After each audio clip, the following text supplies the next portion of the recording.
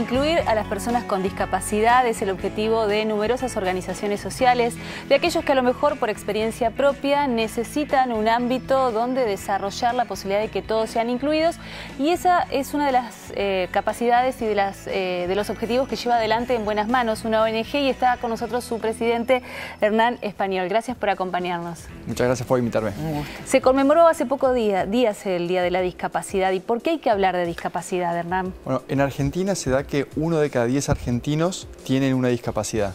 No se ve tanto y también se da por una cuestión de que tendemos a ocultar la discapacidad y no a mostrarla y exhibirla. Y ¿todavía hoy? Hoy en día también, piensa 1 de cada 10, no es algo que estás tan habituada. Esa estadística es a nivel mundial igual.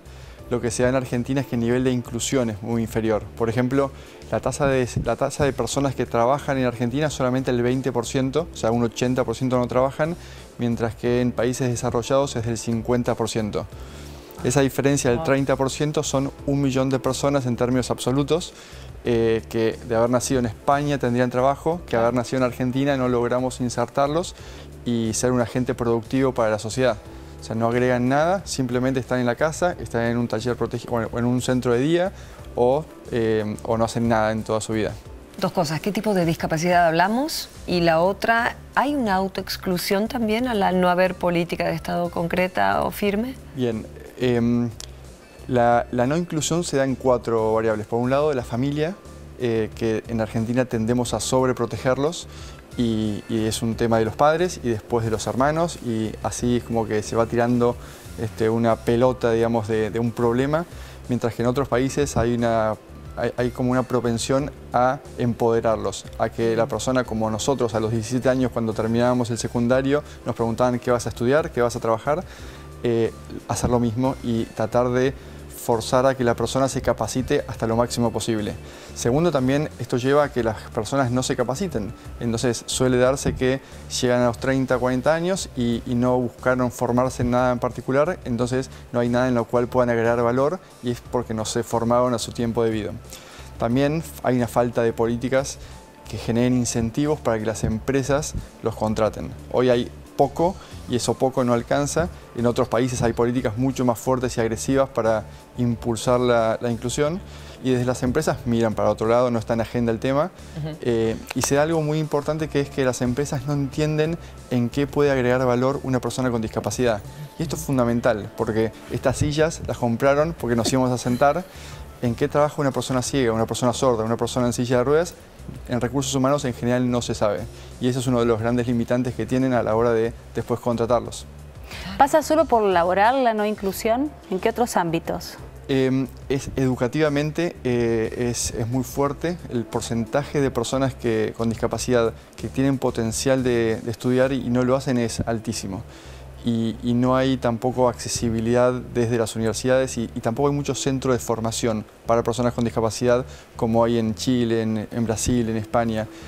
Si vos me preguntás cuál es el número 1 de las limitantes, es la educación. Mira.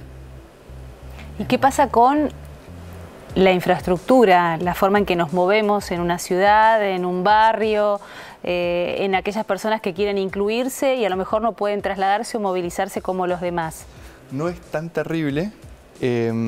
Para personas en silla de ruedas, quizás en el conurbano los transportes públicos no son accesibles, pero no está en la lista de primeros. Es uno de los temas más mencionados y no voy a negar de que es un problema, pero nosotros tenemos 130 personas trabajando, personas ciegas, personas sordas, personas en silla de ruedas, que van a trabajar, que viven en Giro Maswich y van a trabajar a Puerto Madero y hacen 3 transportes públicos para llegar a trabajar. La barrera es más cultural y es de la sociedad, que tiene como una etiqueta de que una persona con discapacidad no es un ser productivo y por tanto no es considerado como un agente para ser incorporado. Y eso es una limitante que te marca mucho más que el problema de la calle.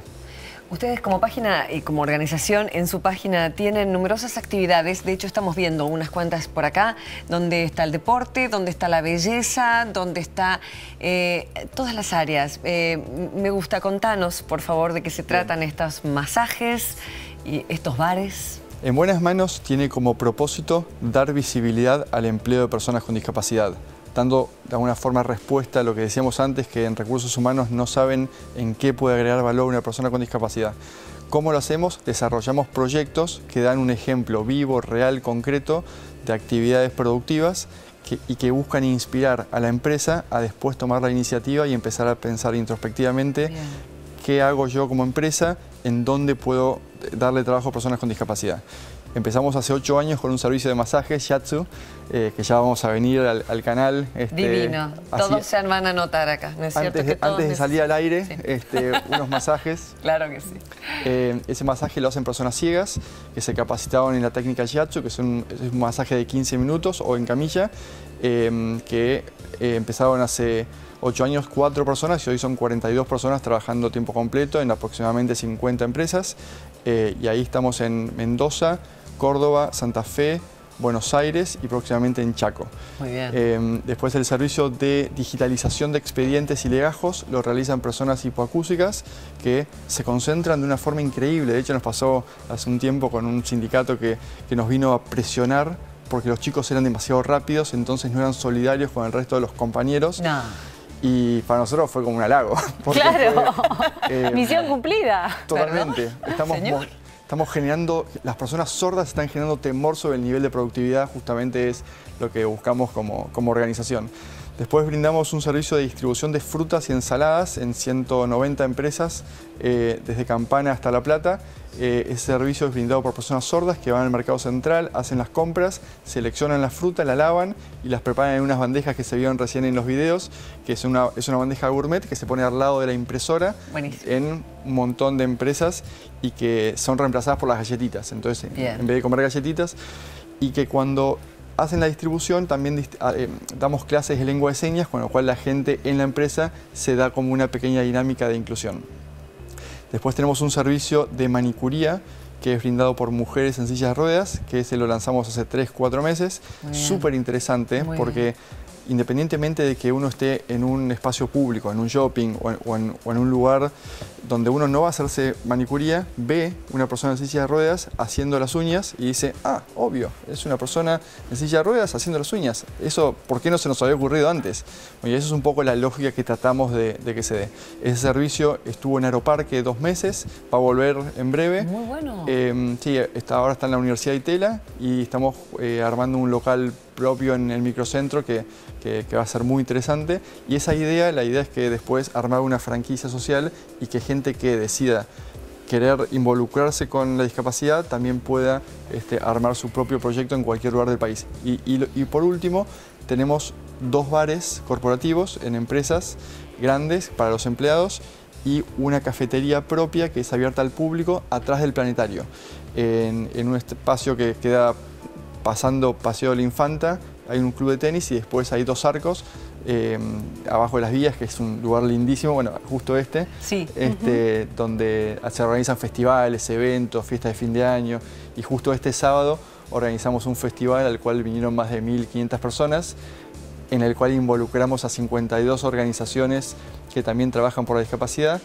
Y nada, se dio una dinámica súper divertida porque cada uno trajo lo suyo. Entonces estaba desde una organización que juega al rugby, otros que hacen hockey, otros que hacen actividades teatrales, música, danza, karate, ping pong.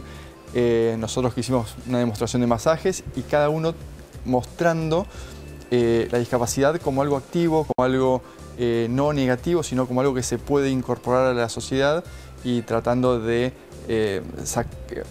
poner el pecho, digamos, a la situación. Lo que además sucede es que ustedes lo que hacen es potenciar aquellas capacidades que están mucho más desarrolladas por esa discapacidad. ¿Y cómo se logra, o después cómo es la reacción de los empresarios, ¿no? Una vez que ustedes logran instalarlo al tema, que se animan, porque hay muchas barreras culturales, pero también físicas y seguramente hasta de comunicación. Algo han hecho, pero digamos, ¿cómo es la reacción después? ¿Qué pasa con esos resultados? Muy buena pregunta, Gisela. Nuestro trabajo es la ventanilla y la vidriera como para que los empresarios vean la discapacidad, la conozcan muchas veces, porque hay veces que el temor a molestar, el temor a hacer pasar un mal momento a otra persona simplemente hace que nos alejemos. Entonces, lo primero que se hace es estar en contacto con, hablar. Segundo, mostrar la productividad, como en el caso que decíamos recién de digitalización. Y tercero, empezar a decirles, che, pero ahora en tu empresa, ¿se te ocurre algo? Y eso nos está pasando que en los últimos 2 años estamos empezando a perder gente nosotros porque las empresas nos piden que les pasemos gente que está trabajando en uno de los proyectos en buenas manos para las empresas. Y es muy lindo. Igual no es suficiente. O sea, hoy en día son primeros pasos, es un camino que desde la propuesta positiva se logra dar ejemplos concretos que inspiran, pero para que realmente haya una inclusión más fuerte, tiene que haber incentivos. Por ejemplo, debería haber una política de créditos fiscales en el cual se incentiva que la empresa por 6 meses, una persona que tiene una pensión por discapacidad, con lo cual el Estado hoy en día le está pagando, si la empresa los contrata, sea a la empresa a la que se le da crédito fiscal y que después si la empresa lo quiere seguir contratando a la persona, ya genera un vínculo laboral. Ese tipo de políticas son las que estamos necesitando, que en otros países se hacen y no dar pensiones. Hoy en día un poco lo que está pasando es que esto viene de hace muchos años, es que se dan pensiones y esas pensiones imposibilitan a la persona que trabaje porque si no pierde la pensión. Claro, claro, como el subsidio. Ahora asumen nuevas autoridades y hay mucho por hacer. ¿Qué sería lo primero, aparte de esta cuestión de fiscal? ¿Qué se te ocurriría? Para mí, una recomendación para la nueva gestión es que en el Estado hay un cupo mínimo del 4% de personas con discapacidad, que cuando el Estado hace una contratación de un servicio, esa empresa que es adjudicada en el servicio también tiene que cumplir con el cupo del 4%. Eso hoy en día no se está controlando. Entonces, empresas desde tecnología, mantenimiento, limpieza, etcétera, cualquier empresa de servicios tendría que presentar, cuando presenta una oferta, una declaración jurada que dice que el 4% de la gente que va a trabajar, si es que gana, son personas con discapacidad. Si pusiéramos el foco en controlar eso, habría trabajo para muchísima gente y desde las organizaciones tendríamos que salir a formar muchísima gente para hacer frente a esa demanda. Bien. Qué buen punto, ¿eh? Sí, genial. La verdad que excelente. Gracias por acompañarnos, Hernán. Muchas gracias. Hernán, un gustazo. Muy amable. ¿Última pausa? Sí, señor. Ya venimos. Gracias.